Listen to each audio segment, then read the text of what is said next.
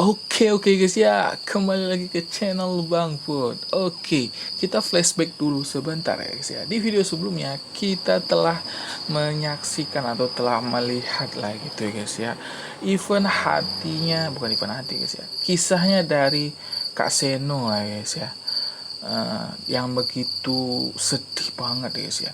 Dia rela mempertaruhkan bukan mempertaruhkan cintanya demi prinsip hidupnya ya guys ya. Prinsipnya apa? Ya, untuk menyekolahkan anak-anak yang miskin menjadi untuk sekolah lah gitu intinya ya guys ya, supaya mendapatkan pendidikan yang layak guys ya.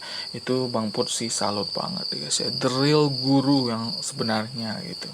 Oke, setelah Bang Put mengasihkan teka-teki itu dengan Kak Seno, Bang Put mendapatkan pola angka ya. Pola angka ini kita kasih ke Julia. Bang Put sudah dapat bahan-bahannya yang akan diminta Julia nanti guys ya. Seperti pola angkanya itu. Oke, tanpa banyak bacot langsung saja kita ke videonya. Let's go guys ya. Oke. Ini pola angkanya guys ya. Kita kasih ke Julia. Pola angka. Oh, I think I know. Kayaknya aku tahu. But sebelum kita pergi, kita perlu sesuatu untuk persiapan. Oke. Sudah Bang Put bawa center sama sekop.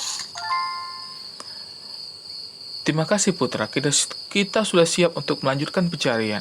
Kita lakukan malam hari ya. Oke. Sudah malam hari guys ya.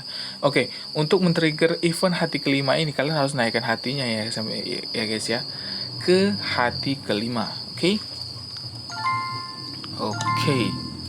Kami pun pergi ke taman sebelum menyelidiki koordinat yang dimaksud Julia. Nah, ini dia. Tunggu, aku coba cari dulu koordinat kemana. Julia mengeluarkan HP-nya dan memasukkan angka koordinat itu. Aku yang penasaran ikut melihat ke layar HP Julia. Julia terbelalak melihat hasil yang dapat dari pencariannya. Apa? Ini kan... Kenapa guys? Kayak terkejut, kayak terheran-heran gitu, kayak wah, kok di sini ya gitu guys ya. Apa? Julia menunjukkan layar HP-nya dekat-dekat ke mukaku. Terlalu dekat sampai aku nggak bisa lihat apapun. Mundur dikit dong, nggak kelihatan kalau kedekatan. Sini, kasih aku aja HP-nya. Aku mengambil HP-nya Julia dan dari depan mukaku. Namun tanpa sengaja, aku menyentuh tangan wanita cantik itu. Seketika aku langsung menarik tanganku dengan wajah memerah. Nggak sengaja, maaf. Wajahku tiba-tiba terasa panas. Ya, malu guys ya. Kayak, makanya nggak usah ngambil-ngambil nih. Setelah HP-nya sedikit dijauhkan, akhirnya aku bisa melihat layar HP itu dengan jelas. Layar itu menunjukkan lokasi dari hasil pencarian koordinat tadi. Dilihat dari tempat sekitarnya, tempat ini seperti kebun teh. Kebun teh ayahku. That's it. Benar sekali. Let's go. Kita pergi sekarang. Oke, kita on the way. Aku menyimpan sekop dan senter di jok belakang mobil Julia sebelum aku duduk di kursi penumpang bagian depan. Julia masuk ke bangku pengemudi, menyalakan mesin lalu menjalankan mobilnya. Oke, kebun teh ya guys ya. Di mana itu? Oke, langsung saja kita lihat ya guys ya. Julia menjalankan mobilnya dengan kencang. Ya guys ya, kencang ya guys ya. Aku melirik ke arahnya dan aku dapat melihat semangatnya yang menggebu-gebu pada wanita cantik itu. Ini kecil-kecil sedikit suaranya guys ya. Oke. I know, aku tahu. Katanya tiba-tiba membuyarkan lamunanku. Aduh, kaget aku. Kamu tadi teriakannya kencang banget. Nanti aku jatuh loh. Kemudian aku tertawa getir, ingin rasanya memarahinya. Namun entah kenapa kali ini aku merasa tidak keberatan sama sekali. Bawel banget sih. By the way, ngomong-ngomong, aku ngerti sekarang. Ayahku kepikiran tempat yang gak disangka-sangka. Biasanya orang nyimpan benda rahasia itu di tempat umum, kayak berangkas atau ruangan rahasia. Tapi tempat ini udah terlalu umum. Lagian siapa yang kepikiran buat nyari di kebun teh? Pinter juga dia. Amazing, menakjubkan, amazing. Tapi kebun teh itu kan luas banget. Terus kita cuma berdua. Kalau misal kita kurang beruntung, bisa-bisa sampai besok pun juga belum tentu akan ketemu. Ya benar juga ya. Kita lihat dulu aja di sana gimana keadaannya. Biasanya kalau udah ada sampai di tempat yang dituju, kita langsung tahu apa yang harus lakuin. Mobil terus melaju di malam hari dan aku menyadari bahwa saat ini Julia membawa kami menuju ke dalam hutan. Suasana di luar begitu gelap dan sepi ya. Tahu sendirilah kebun teh kayak mana besarnya guys ya. Kebun teh, apalagi kebun teh Baskoro guys ya. Ya pasti nggak kaleng-kaleng lagi berapa ratus hektar gitu. Hanya ada mobil Julia berjalan di tengah hutan gelap itu. Perjalanan yang memakan waktu cukup lama akhirnya berhenti di hadapan sebuah hamparan perkebunan yang begitu luas. Ayo turun, come on. Aku turun dari mobil Julia dan mengambil sekop beserta senter dari jok belakang. Julia berjalan menuju pagar pembatas dan berdiri melihat hamparan pohon teh yang begitu luas, dengan banyak lampu yang ada di sisi kiri dan kanan. Lampu sisi kiri dan kanan, oh lampu jalan mungkin ya. Luas banget. Gimana kita nyarinya? Julia, shut up, diam kamu. Kasar banget guys, shut up itu bahasa kamu tuh diam gitu. Tapi lebih ke arah kasar gitu. Kamu berisik banget. Aku lagi ngamatin keadaan. Oh hei, anggun banget guys. Gak jadi marah guys, serius. Aku berdiri di samping Julia, ya luas ya guys ya. Itu rasaku pondok-pondok untuk para petani istirahat atau apa guys. Cantik sih guys stylenya. Gila sih. Ya. Aku berdiri di samping Julia sambil ikut mengamati keadaan sekitar. Dan sejauh mata memandang, jauh guys ya. Namanya luas, kebun teh besar. Hanya ada pohon teh. Tidak ada hal lain yang berbeda. Hah? What is this? Apa ini maksudnya ya? Ini guys ya. Julia melihat ke kiri kanan terus-menerus sambil akhirnya ia menghela napas. Kemudian Julia mengeluarkan HP-nya lagi dan mengetik sesuatu. Kamu cari apa? Detail tentang kebun tehnya, apalagi? Udah kamu diem dulu biar aku cari, oke? Okay? Oke. Diam aja guys ya. Aku memutuskan untuk berjalan-jalan di dekat area itu. Namun tidak terlalu jauh dari tempat Julia berdiri. Tidak ada yang aneh sampai akhirnya aku melihat ke arah Julia yang melambaikan tangannya, memberikan gestur memanggilku mendekat. Ada apa? Sini. Kayaknya aku tahu deh. Julia menunjuk layar HP-nya dan aku melihat sebuah gambar peta yang telah diperbesar.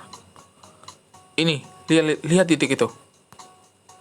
Iya, kenapa dengan titik itu? Itu titik koordinat tepatnya. Kelihatannya tersembunyi di antara pohon-pohon teh yang ada di sisi barat. Dilihat dari kompas di HP-nya Julia, sepertinya kita sedang menghadap ke arah utara. Berarti ke arah sana. Aku menunjukkan sisi kiri dari kebun teh itu. Yes, correct. Betul sekali. Kita ke sana sekarang. Correct itu betul sekali guys ya. Entah ya. Kita main lepas-lepas aja kan kita nggak tahu itu betul apa nggak bahasa Inggrisnya. Aku mengekor Julia dari belakang menuju ke sisi kiri dan kebun teh. Kami berjalan ke kiri, ke kanan. Kanan lagi, lalu ke kiri. Rasanya kami sudah memutar kebun teh itu selama beberapa kali, namun tetap nihil. Julia, kita udah putar-putar lebih dari 3 kali. Kamu yakin tempatnya di sini? 100%. I'm sure, aku mengerti. Aku paham. Di mana lagi memangnya? Coba ke sisi sebelahnya deh. Come on, ikuti aku. Sekali lagi aku berjalan mengikuti Julia menuju jalan setapak kecil yang berada di antara pepohonan teh. Suatu ketika, aku menundukkan kepalaku sambil berjalan dan aku menyadari sesuatu. Tunggu Julia. Apa? Menjongkok dan melihat ke tanah. Ini, coba lihat ini. Aku menyinari tanah dan menemukan sebuah jalur yang terbentuk akibat roda dari kendaraan. Setelah diperhatikan lebih lagi, aku menyadari bahwa bekas roda itu masih baru dan beberapa tumpahan semen juga. Julia, apa di dekat sini lagi ada pembangunan? Aku tidak tahu. Lagian mau bangun apa juga di kebun teh. Proyek baru mungkin. Coba kita ikuti jalur tumpahan semennya kemana. Good idea. Ide yang bagus. Nah, itu betul ya guys ya. Itu betul ya guys ya. Aku berjalan mengikuti jejak tumpahan semen itu. Dan tanpa kusadari, kami sudah berjalan cukup jauh dari tempat aku menemukan tumpahan semen pertama. Jauh banget. Kami terus berjalan sampai akhirnya aku melihat sebuah konstruksi yang tengah dibangun, namun terletak tersembunyi. Selain itu ada pagar pembatas yang menghalangi, mempersulit orang yang untuk bisa seberang masuk. Mempersulit orang untuk bisa sembarangan masuk. Astaga. Dari balik pintu pagar, aku melihat area yang tengah dibangun, dan kelihatannya akan ada sebuah bangunan kecil yang sedang dibuat. Bangunan kecil. Apakah di situ guys ya? Tepat ya guys ya? Karena biasanya meletakkan barang itu memang harus di tempat yang nggak kepikiran orang itu, gitu. Kayak tempat-tempat yang selintas kita tuh akan nggak mungkin di sini lagi itu ibaratnya guys ya. Akan tetapi yang jadi pertanyaanku adalah kenapa membuat bangunan di tengah-tengah kebun teh?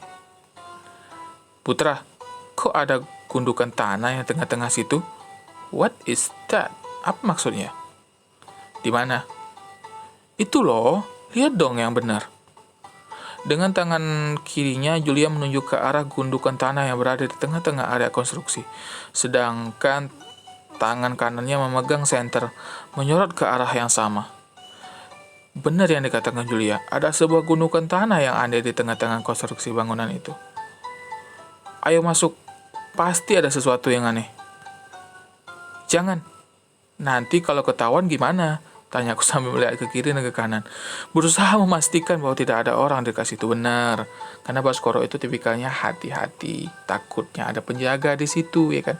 Sama kayak di gudang, sama di mana lah gitu. Biasanya rata-rata itu ada penjaganya semua gitu. Terus masuknya gimana? Pagarnya aja digembok. Julia langsung mengambil sekop dari tanganku dan menggunakannya untuk memukul gembok. Prang. Tak kusangka dengan sekali pukul gembok itu langsung patah dan terjatuh ke tanah. Done, selesai. Easy deh, saya easy. Sambil melemparkan kembali sekop kepadaku. Terdiam dan Hah? What? MC kebengungan guys ya. Ayo cepetan. Kita harus pergi sebelum ada orang datang. Kami pun melewati pintu pagar dan mendekati gundukan tanah itu.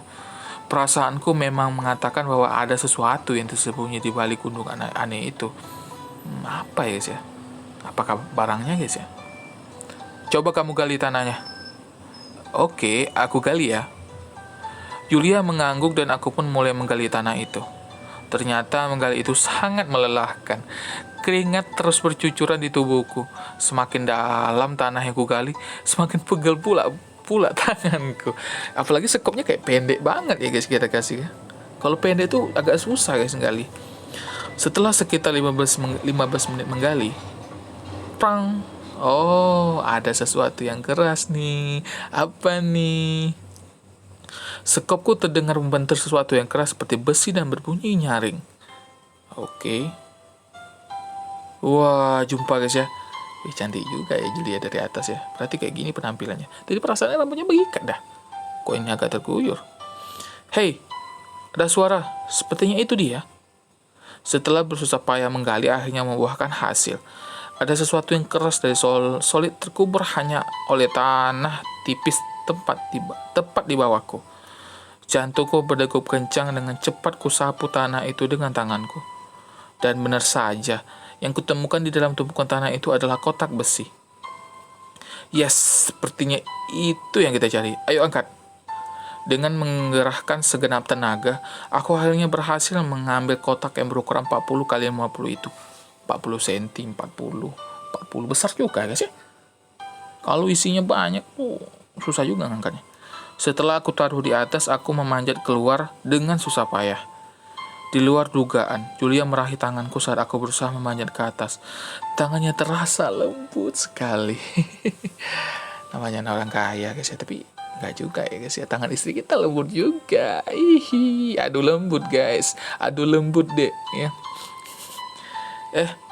Terima kasih, kataku saat aku sudah berhasil naik ke atas. Namun Julia tak menjawabku, dia malah fokus ke kotak itu. Great, bagus. Yes ya. Seharusnya kali ini kita nggak salah. Petunjuk terakhirnya ada di sini. Julia masih terpana pada kotak besi itu dan menyentuhnya perlahan-lahan. Ayo kita buka sama-sama, katanya mengajakku sampai mulai mencoba membuka kotak itu. Dengan susah payah kami membuka kotak yang berat itu. Untuk sesaat kami berdua sempat kewalahan, namun akhirnya kami berhasil membuka kotak itu. Ternyata kulihat di dalamnya banyak sekali berkas-berkas tumpukan kertas. Aku dan Julia sempat terpaku, namun secara perlahan dan hati-hati kami mulai memeriksa berkas-berkas itu satu persatu. Ini dia, pikirku. Ternyata file-file ini berisi transaksi barang-barang ilegal Baskoro, pemalsuan perizinan, pemalsuan kontrak, tanpa bukti uang suap, dengan penguasa setempat. Buset. Apa satu kotak tuh guys? Boom, bam, habis semua. Ya karena isinya itu kayak barang-barang ilegal, kayak kontrak-kontrak ilegal, perizinan ilegal, semuanya itu dilarang pemerintah semua guys. Jadi dalam kotak tuh disimpan gitu. Tapi kapan nggak dibakar guys? Itu kan entahlah. Bukti-bukti ini cukup kuat untuk memenjarakan Baskoro. Tapi sayang sekali aku tidak menemukan petunjuk soal wasiat almarhum Basen. Kita bisa penjarain ayahmu pakai bukti-bukti ini. Julia mengangguk bersemangat. Namun ia kembali menatap kertas yang terlihat seperti surat yang baru dia keluarkan dari amplop. Apa itu? Julia menggelengkan kepalanya. Aku nggak tahu, tapi surat ini berada di paling bawah berkas ini. Feeling aku ini bukan surat biasa. Iya juga ya guys ya, karena biasanya barang paling berharga itu biasanya paling bawah guys ya. Karena untuk melindungi ya guys ya, biasanya. Julia mulai membuka amplop dan mengambil isinya. Dengan penuh semangat, ia lantas memeriksa kertas terlipat itu. Aku juga ikut membaca. Buat Pak Baskoro. Penguasa Citampi tua itu sudah disingkirkan. Selanjutnya, giliran kita. Sekarang kita sudah mulai bisa hancur-hancurkan bangunannya.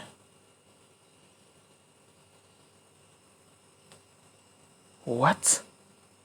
Hah? Telah disingkirkan? Berarti bukan siapa dong? Ini kan suratnya untuk Baskoro kan? Tapi kiraan kita kan siapa tuh guys yang bunuhnya? Siapa? Mirip MC siapa? Brando. Ya, kiraan kita tuh kan Brandon kan. Tapi MC, tapi sebenarnya gini juga sih guys. Mbah Sendo dalam cerita dia tuh nggak pernah bilang bahwasanya muka kita tuh mirip dengan orang yang bunuh dia gitu. Dia tuh cuma pakai jas rapi doang gitu. Intinya tuh kayak orang berwibawa lah guys ya. Dan dia tak pernah memang membilang bahwasanya Brandon itu sebagai apa itu kan sini kan penguasa Citampi tua itu sudah disingkirkan. Selanjutnya giliran kita, sekarang kita sudah mulai bisa hancur-hancurkan bangunannya. Oke, Brandon. Oh ya betul lah Brandon guys. sorry guys. Kiraan aku itu tuh orang lain gitu, orang lain yang disuruh siapa, lupanya tetap Brandon. Surat dari Brandon buat ayahku. Siapa yang dia maksud? Penguasa tua Citampi. Mbah Sen, kataku dengan cepat. Ini akan jadi petunjuk awal juga untuk mengungkap soal kejahatan pada Mbah Sen. Iya, tas skrip. Bawa aja dulu kertasnya. Yang ku pertanyakan guys ya, satu cuma pertanyaan gua. Buat apa surat itu kalau disimpan gitu? kenapa nggak dibakar? Iya kan? Tongol kan? Jahat-jahat nanggung. Iya kan, buat apa guys? Ini kan surat wasiat doang. Surat wasiat itu cuman apa guys? Coba kita baca lagi sih. Apakah ada petunjuk lain? Ini tahu Bang Put ya guys ya. Ah, iya, that's great. Bawa aja dulu kertasnya. Oke, kamu sudah mendapatkan bukti kejahatan Baskoro dan Brandon terhadap Mbah Sen. Oke. Jadi kita berteori sedikit ya guys ya. Ini guys. Di kan surat ini kan cuman ibaratnya gini guys. Bang Put ngasih surat ke A, Bang Put kasih surat ke B. Surat itu kan surat biasa memberitahu bahwasanya aku nih nggak bisa kesini nih, aku nih nggak bisa kesini nih, atau aku nggak bisa kesini nih gitu, atau aku nih gini-gini nih gitu. Itu kan cuma surat biasa gitu. Kenapa nggak dibakar? Kenapa harus disimpan?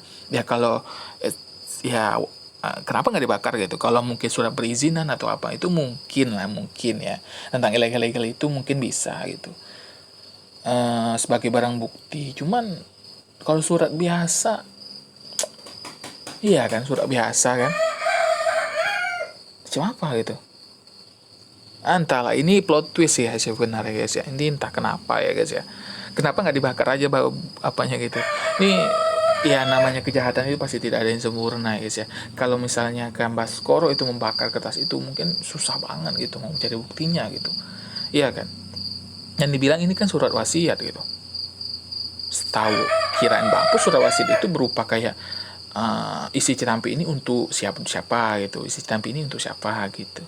Ini kan cuman isinya itu cuma bukti doang gitu, bukti bahwasannya itu Brandon itu ngasih surat ke Baskoro bahwasannya itu